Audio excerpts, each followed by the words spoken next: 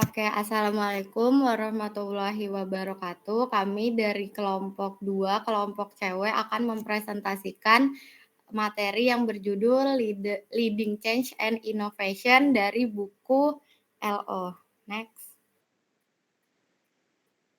Jadi terdapat 9 outline atau, pembahasan yang akan dibahas pada materi ini meliputi jenis-jenis perubahan, proses perubahan, alasan menerima atau menolak perubahan, menerapkan perubahan, pedoman untuk menerapkan perubahan, dan bagaimana visi mempengaruhi perubahan, serta pembelajaran kolektif dan inovasi, pedoman untuk meningkatkan pembelajaran dan inovasi, dan yang terakhir adalah study case. Oke, next.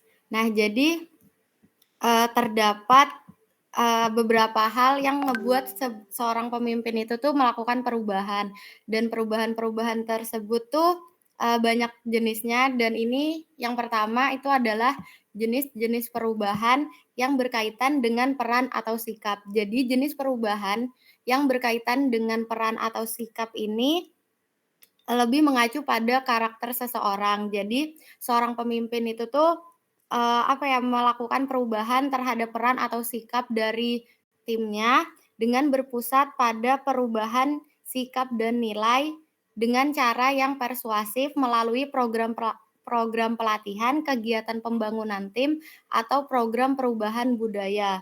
Nah, selain itu pendekatan ini berpusat melibatkan pada peran kerja dan restrukturisasi ulang alur kerja dan mendesain ulang pekerjaan. Jadi ini tuh lebih ke seorang pemimpin yang ingin ngebuat skill up di mana tuh, di timnya gitu. Jadi dia memberikan, program pelatihan dan restrukturisasi ulang desain kerja agar agar, kinerja timnya tuh lebih efektif lah. Nah, yang kedua itu masuk ke jenis perubahan yang berkaitan dengan, strategi. Jadi jenis perubahan strategi ini lebih mengacu pada perubahan strategi kompetitif untuk mencapai tujuan utama perusahaan. Ini tuh jadi lebih ke arah, seorang pemimpin itu tuh mengambil alih atau memang memegang kendali untuk membuat, eee, sebuah per sebuah keputusan yang, yang berdampak pada strategi ke depannya perusahaan. Jadi, emang ini perubahan yang emang hanya bisa diambil dan dilakukan oleh petinggi-petinggi aja. Jadi tim-tim itu tuh hanya bisa mengikuti, bukan mengambil alih atau membuat perubahan strategi kompetitif perusahaan. Yang selanjutnya itu adalah jenis-jenis perubahan yang berkaitan dengan teknologi. Jenis perubahan teknologi ini mengacu pada pengaplikasian teknologi untuk membantu pekerjaan dalam sebuah organisasi perusahaan. Jadi, ini, keputusan lagi seorang balik lagi keputusan yang diambil oleh seorang pemimpin untuk mengubah atau membuat sebuah organisasinya tuh menjadi lebih efektif. Jadi, dia sudah menentukan strateginya tuh, ke depannya bakal gimana. Nah, pengaplikasian teknologi ini adalah, bagian part of dari strategi kompetitif ini tadi. Nah, yang selanjutnya itu adalah jenis-jenis perubahan yang berkaitan dengan ekonomi atau orang. Nah, kalau tadi itu kan peran atau sikapnya, ini lebih berkaitan sama, orangnya gitu. Jadi, lebih kalau yang tadi tuh peran atau sikap, ya sih orang juga, cuman ini lebih ke arah ekonomi atau orang. Jadi, jenis perubahan ekonomi atau orang ini termasuk dalam perubahan internal dalam sebuah organisasi. Terus tuh terdapat 2 pendekatan yang digunakan untuk jenis-jenis perubahan ekonomi atau orang ini. Yang pertama itu adalah pendekatan yang berfokus untuk meningkatkan kinerja keuangan, seperti penyesuaian insentif dan kompensasi. Terus yang kedua itu adalah pendekatan yang berfokus untuk meningkatkan kemampuan hard skill dan soft skill individu individu. Nah, jadi kalau ini tuh lebih ke bagian keuangan perusahaannya, karena kalau misalnya pegawainya tuh lembur dan sering kayak maksudnya overjob gitu, overtime pekerjaannya pasti, insentifnya tuh pasti meningkat gitu. Karena, nggak mungkin dong seorang timnya itu tuh dipekerjakan tanpa ada uang lembur kayak gitu-gitu. Nah, terus yang terakhir itu adalah jenis-jenis perubahan yang terkait tentang perkembangan, transisi, dan transformasional. Jadi ini tuh masuk ke dalam jenis-jenis perubahan yang direncanakan. Jadi emang bukan apa ya, perubahan yang tiba-tiba terjadi gitu. Jadi ini tuh lebih ke arah perubahan yang emang udah dirancang dan didesain oleh seorang pemimpinnya gitu. Terus terdapat 3 nih perubahannya. Yang pertama itu adalah perubahan perkembangan. Perubahan perkembangan ini melibatkan peningkatan keterampilan. Jadi ya kayak itu tadi, kalau misalnya, seorang pemimpin itu tuh memberikan pelatihan atau apa ya, pelatihan hard skill dan soft skill untuk meningkatkan kemampuan, timnya. Terus yang kedua itu adalah perubahan transisi, itu melibatkan pengabaian cara lama dalam beroperasi atau penerapan cara kerja baru. Ini tuh termasuk ke dalam, jenis perubahan strategi tadi. Terus yang ketiga itu adalah perubahan transformasional, ini melibatkan restrukturisasi segala aspek. Nah, kalau misalnya yang, peran atau sikap itu kan restrukturisasi desain kerja, ini tuh lebih ke restrukturisasi semuanya. Jadi tuh visi misi organisasi yang emang dari awal banget itu bisa diubah ketika seorang pemimpin itu udah menerapkan, perubahan transformasional. Lanjut.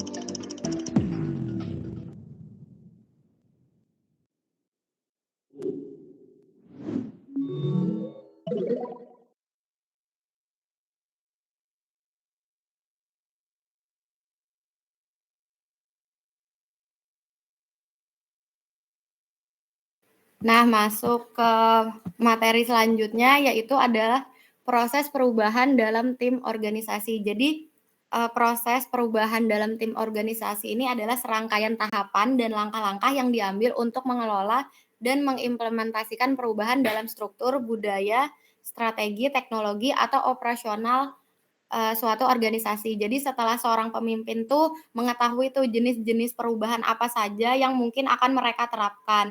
Jadi ini masuk ke dalam, habis tahu jenis-jenisnya baru masuk ke proses perubahannya. Jadi terdapat 3 tahapan dalam proses perubahan. Yang pertama itu adalah tahapan dalam proses perubahan, yang kedua itu adalah tahapan dalam reaksi terhadap perubahan, dan yang terakhir itu adalah pengalaman sebelumnya dan reaksi terhadap perubahan. Lanjut. Nah, jadi masuk ke tahapan yang pertama dalam proses perubahan itu tuh, adalah langkah-langkah yang diambil untuk mengelola dan mengimplementasikan perubahan, baik dalam organisasi, sistem, atau proses. Setiap tahapan ini dirancang untuk membantu organisasi atau individu dalam beradaptasi dengan perubahan secara bertahap dan memastikan transisi yang mulus. Nah, jadi nih, proses perubahan itu tuh ada 3. Yang pertama itu adalah tahap pencairan. Jadi kan di sini kan dibilang ya kalau untuk memastikan transisi yang mulus. Jadi, perubahan itu tuh bukan langsung yang berubah gitu. Jadi, dia tuh harus kayak berubah, beradaptasi dan gimana-gimana dulu. Nah, di sini tuh ada 3 tahapannya. Yang pertama itu adalah, 1 di tahap pencairan. Pada fase ini orang-orang tuh menyadari bahwa cara-cara lama dalam melakukan sesuatu tuh tidak lagi memadai. Maksudnya itu lebih ke kayak orang-orang nih mulai sadar nih kalau, cara yang mereka terapkan saat ini atau apa ya, kayak kegiatan operasional yang mereka terapkan saat ini tuh ya mungkin ketinggalan zaman atau tidak mengadaptasi teknologi dan sebagainya. Nah, jadi di fase ini tuh, di fase pencairan ini orang-orang tuh udah ngeh gitu, udah sadar kayak kayak misalnya, sesuatu yang mereka lakukan saat ini kayaknya kurang worth it kayak gitu. Nah, yang selanjutnya itu masuk ke tahap kedua, yaitu tahap perubahan. Pada fase ini, orang-orang mencari cara baru dalam melakukan sesuatu dan memilih pendekatan yang paling menjanjikan. Jadi setelah mereka menyadari nih kalau cara-cara yang mereka lakukan itu, mungkin nggak worth it atau kayak nggak efisien, akhirnya mereka mencari cara-cara baru untuk, membuat pekerjaannya ini lebih efektif dan efisien, dan ini masuk di tahap perubahan.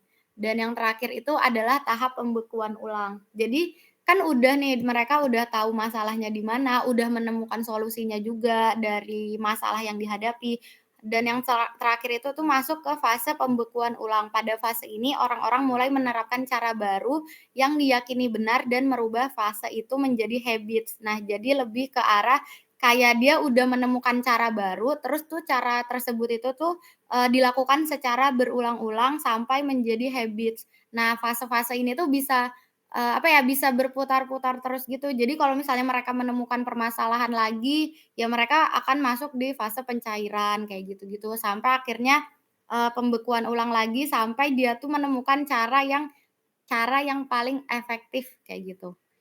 Lanjut.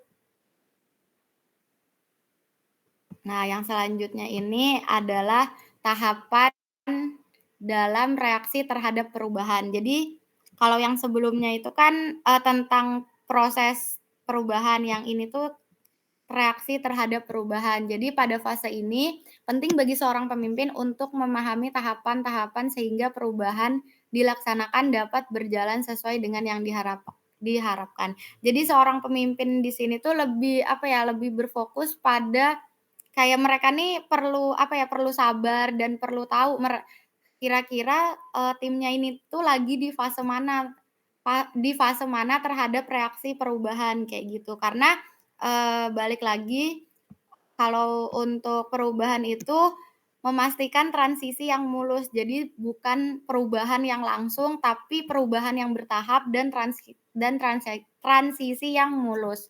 Nah, jadi, tahapan dalam reaksi terhadap perubahan ini yang pertama itu adalah di fase penyangkalan. Jadi di fase ini orang-orang belum merasa membutuhkan perubahan. Jadi kayak misalnya seorang pemimpin nih sudah menerapkan, strategi baru untuk, misalnya menghadapi sebuah permasalahan. Nah, di fase ini tuh tim-timnya tuh masih menyangkal, kayak misalnya kayak, "Ih, ngapain sih kalau, nerapin cara itu, bagusan juga cara yang lama." Nah, kayak gitu-gitu di fase ini. Nah, terus tuh, masuk ke fase selanjutnya yaitu di fase kemarahan. Nah, jadi di fase ini tuh, tim-timnya itu tuh menjadi marah karena perubahan yang diperlukan dan menjadi keras kepala dengan tindakan mereka. Jadi mereka tuh kan, bilang tuh kayak, "Ngapain sih nerapin cara yang baru padahal cara yang lama bisa," dan sebagainya. Mereka tuh jadi keras kepala dan kayak sulit gitu buat dikasih tahu untuk, apa ya, kooperatif dalam perubahannya itu tuh agak sulit. Nah, penting bagi seorang pemimpin itu untuk mengetahui nih, jadi kayak, apakah cara penyampaiannya yang salah atau memang, ternyata perubahannya ini tuh nggak diperlukan, kayak gitu. Jadi itu balik lagi ke komunikasi antar, apa ya, antar pemimpin dan tim-timnya gitu. Nah, terus setelah di fase kemarahan itu selanjutnya adalah, di fase duka cita. Nah, ini duka cita tuh bukan berduka karena orang yang meninggal gitu, bukan. Jadi di fase ini orang-orang mulai menerima perubahan dan berduka karena telah meninggalkan kebiasaan yang telah mereka lakukan sebelumnya. Nah, jadi kan kayak dia udah menemukan cara baru nih untuk menghadapi permasalahannya itu. Nah, cara-cara yang lama ini kan mulai ditinggalkan gitu. Nah, jadi ini yang dimaksud fase berduka gitu. Jadi mereka tuh kayak, belum bisa move on lah dari cara sebelumnya, dari cara sebelumnya dibandingkan dengan cara yang baru, kayak gitu. Dan yang selanjutnya itu adalah masuk di fase terakhir, yaitu fase adaptasi. Pada fase ini, orang-orang tuh mulai beradaptasi dengan perubahan yang dilakukan. Nah, karena kan mereka udah meninggalkan habit mereka sebelumnya nih, dan mulai beradaptasi dengan, cara-cara baru. Nah, jadi mereka udah, seenggaknya mereka udah mulai terbiasa atau mulai menerima lah cara-cara baru ini. Kayak gitu. Lanjut.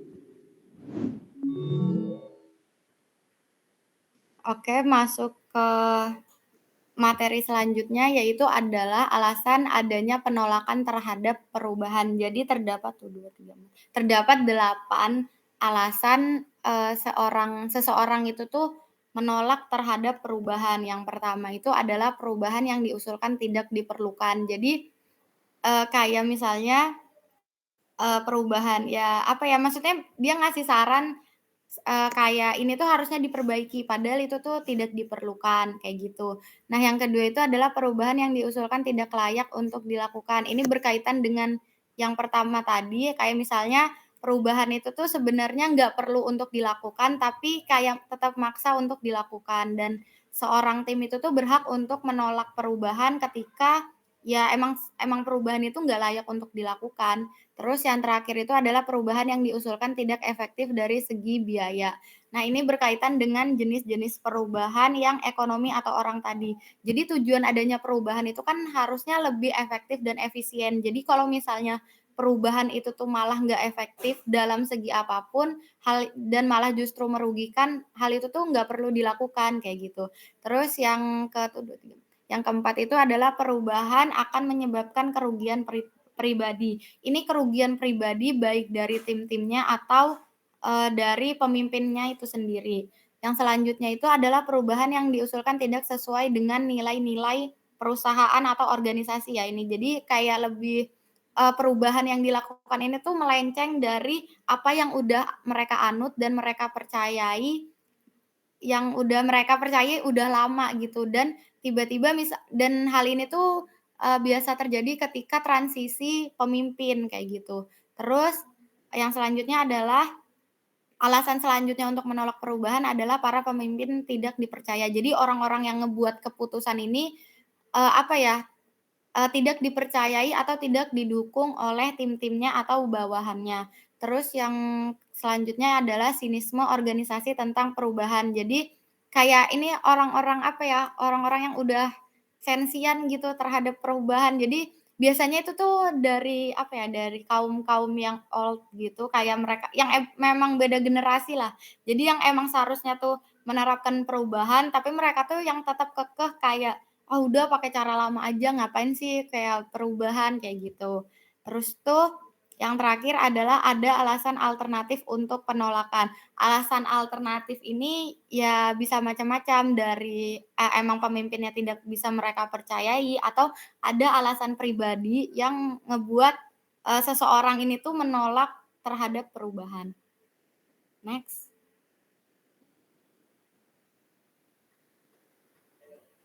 Oke.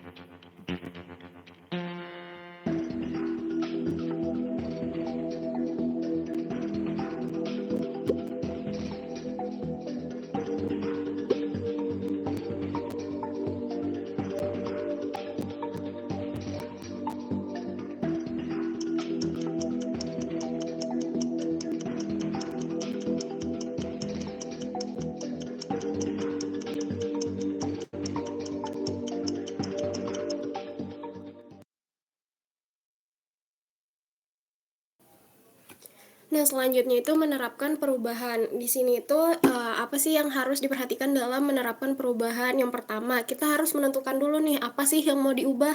Nah, yang kedua, kita memahami dinamika sistem. Jadi, setelah menentukan, kita harus tahu dulu, untuk klasifikasinya itu apakah berdampak kepada masa depan ataukah enggak, gitu. Nah, yang ketiga ada tanggung jawab untuk melaksanakan perubahan yang besar.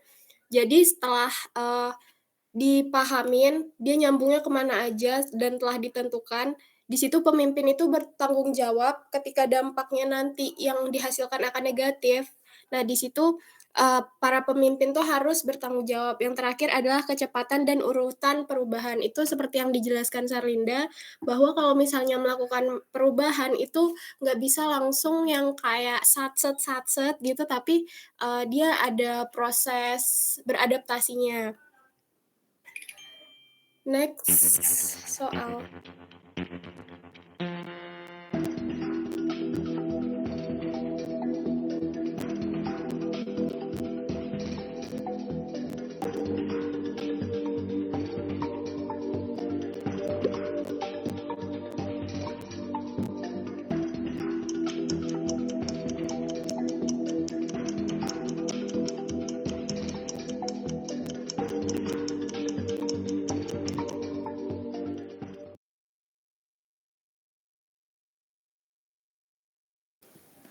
Nah, selanjutnya di outline ke-5, ini ada pedoman untuk menerapkan perubahan. Dari beberapa jurnal yang, dibahas di buku, ditemukan, gabungan yang pertama, ciptakan rasa urgensi tentang perlunya perubahan, yang kedua, mengkomunikasikan visi yang jelas tentang manfaat yang akan diperoleh ke depannya, yang ketiga, mengidentifikasi kemungkinan, yang keempat, membangun koalisasi, kelima, mengunci posisi.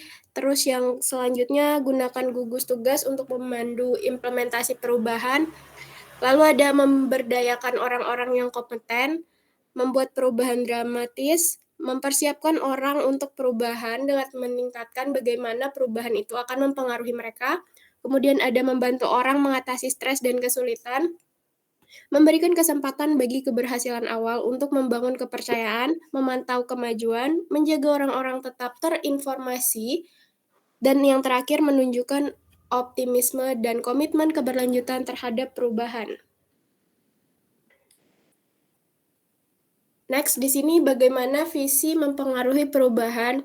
Jadi yang pertama itu kita harus, paham dulu karakteristik yang akan, dibuat. Jadi sebuah visioner itu dibuat sedetail mungkin, visinya itu dengan jelas tujuannya apa, dampaknya bakal gimana, gitu. Jadi untuk, eee, visi ini merupakan, apa ya, kayak keberhasilan gitu, perubahan besar yang nanti bakal, dia tuh bergantung kepada seberapa baik pemimpin itu menjabat. Nah, kemudian di situ ada karakteristik yang diinginkan untuk sebuah visi. Jadi visi itu harus menekankan tujuan ideologis, yang jauh daripada manfaat nyata yang langsung. Jadi visi itu sifatnya realistis.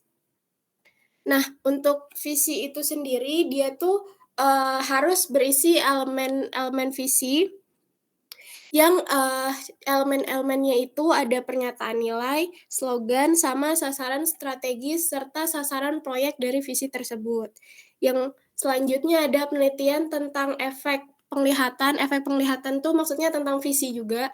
Jadi sebagian besar bukti tentang pentingnya visi untuk perubahan yang sukses dalam organisasi, itu berasal dari penelitian kepemimpinan yang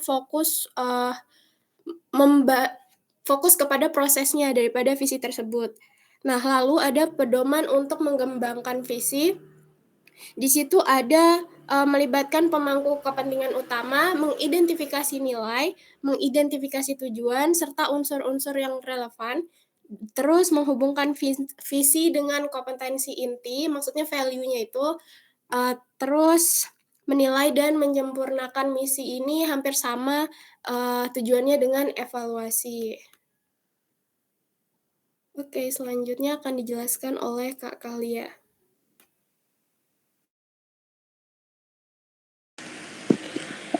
Oke, di slide selanjutnya pembelajaran kolektif dan inovasi. Apa sih pembelajaran kolektif dan inovasi itu? Jadi, termasuk kayak pemimpin bisa mendorong tim untuk belajar bersama melalui diskusi, kolaborasi, dan berbagi ide, atau, pemimpin harus menginspirasi dan menciptakan lingkungan yang mendukung ide-ide baru. Jadi dalam lingkungan yang semakin dinamis dan kompetitif, organisasi harus mampu beradaptasi dengan cepat untuk tetap relevan dan berhasil. Ini melibatkan memiliki individu di semua tingkatan yang memiliki orientasi terhadap pembelajaran dan perbaikan berkelanjutan. Jadi di bawah ini ada konsep dari kalimat yang membahas pentingnya adaptasi organisasi dalam lingkungan yang dinamis dan kompetitif. Yang pertama ada penciptaan internal pengetahuan baru, yaitu organisasi harus mampu menciptakan pengetahuan dari dalam, yang berarti mendorong inovasi, kreativitas, dan pembelajaran di seluruh level organisasi. Jadi pengetahuan ini dapat berasal dari pengalaman karyawan, eksperimen, atau proses refleksi internal. Yang kedua ada akuisisi eksternal atas pengetahuan baru, yang dimana selain pengetahuan internal, organisasi juga harus mampu mendapatkan pengetahuan dari luar. Ini bisa melalui kolaborasi dengan pihak ketiga, riset pasar, atau memanfaatkan teknologi dan praktik baru yang diambil dari luar organisasi untuk memperkaya kemampuan internal. Yang ketiga ada mengintegrasikan proses pembelajaran eksplorasi dan eksploitasi. Jadi ini menunjuk pada keseimbangan antara eksplorasi, yaitu mencari ide baru, inovasi, dan pembelajaran dari kegagalan, dan eksploitasi yang dimana mengoptimalkan apa yang sudah dimiliki, memanfaatkan pengetahuan yang ada untuk mencapai efisiensi dan hasil maksimal. Jadi keduanya harus diintegrasikan dalam proses pembelajaran organisasi. Selanjutnya yang keempat ada belum. Ya, selanjutnya 4 ada difusi pengetahuan dan penerapannya, di mana pengetahuan yang diperoleh baik secara internal maupun eksternal harus disebarkan ke seluruh bagian organisasi. Jadi difusi ini memastikan bahwa seluruh tim dapat mengakses dan menerapkan pengetahuan tersebut untuk meningkatkan kinerja dan produktivitas. Dan yang terakhir itu ada organisasi pembelajaran, di mana sebuah organisasi pembelajaran adalah organisasi yang secara terus-menerus berusaha untuk memperbaiki dirinya melalui pembelajaran berkelanjutan. Jadi dalam konteksnya yang ini, organisasi menciptakan budaya di mana semua anggota berpartisipasi dalam pembelajaran, kayak berbagi pengetahuan dan berinovasi secara berkelanjutan. Next. Selanjutnya ada pedoman untuk meningkatkan pembelajaran dan inovasi. Di sini ada yang pertama ada merekrut orang berbakat dan kreatif serta memberdayakan mereka untuk inovatif.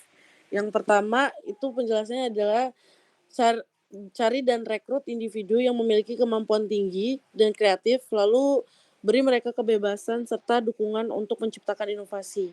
Yang kedua di situ ada dorong apresiasi atas fleksibilitas dan inovasi, yang dimana hargai dan dorong orang-orang yang mampu beradaptasi dengan perubahan dan yang selalu mencari cara baru untuk meningkatkan kinerja. Selanjutnya mendorong dan memfasilitasi pembelajaran oleh individu dan tim, di mana ciptakan lingkungan di mana individu dan tim harus terus belajar dan berkembang dengan menyediakan alat, pelatihan, atau kesempatan pembelajaran. Selanjutnya membantu orang meningkatkan model mental mereka. Jadi bantu karyawan memperbarui cara mereka berpikir atau cara mereka memecahkan masalah agar lebih efektif. Yang kelima, mengevaluasi ide-ide baru dengan eksperimen skala kecil, yang dimana uji ide-ide baru dalam skala kecil terlebih dahulu untuk melihat apakah ide tersebut tuh efektif sebelum diimplementasikan secara luas. Yang keenam, memanfaatkan pembelajaran dari kejutan dan kegagalan, di mana ambil pelajaran dari kesalahan dan kejutan yang terjadi serta gunakan pengalaman ini untuk perbaikan di masa depan. Yang ketujuh, mendorong dan memfasilitasi berbagi pengetahuan dan ide, yang dimana buat sistem atau budaya di mana setiap orang berbagi apa yang mereka pelajari dan ide-ide baru mereka dengan orang lain.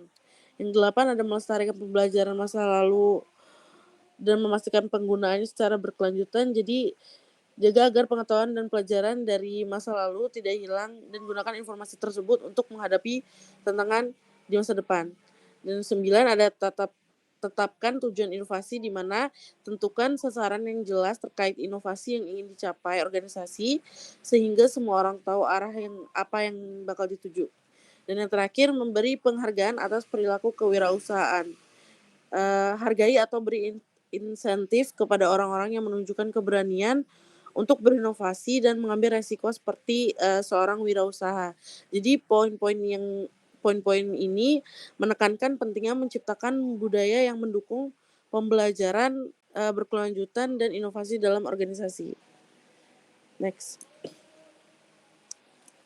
Selanjutnya di sini ada study case, yang dimana ngambil study case dari Kepemimpinan Inovatif Wali Kota Payakumbuh, di mana dari hasil penelitian ini menunjukkan bahwa kepemimpinan inovatif Wali Kota Payakumbuh yang visioner, kolaboratif, dan berani mengambil resiko dan berorientasi perubahan telah berhasil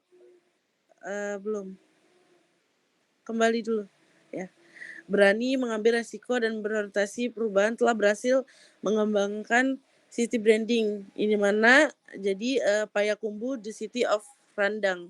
Dari hasil penelitian ini, pembangunan city branding ini didorong oleh kepemimpinan inovatif yang mampu menggerakkan sumber daya manusia dan meningkatkan mutu proses dan produk secara efektif dan efisien. Next.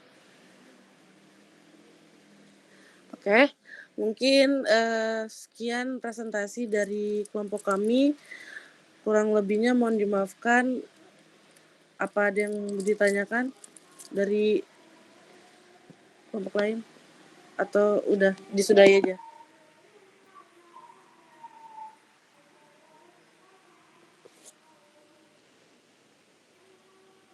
Halo? Ini ada yang mau ditanyakan Kak atau udah selesai aja? Cukup, Kak. Oke. Terima kasih untuk perhatiannya. Kurang lebihnya mohon dimaafkan dari kelompok kami. Sekian, wassalamualaikum warahmatullahi wabarakatuh.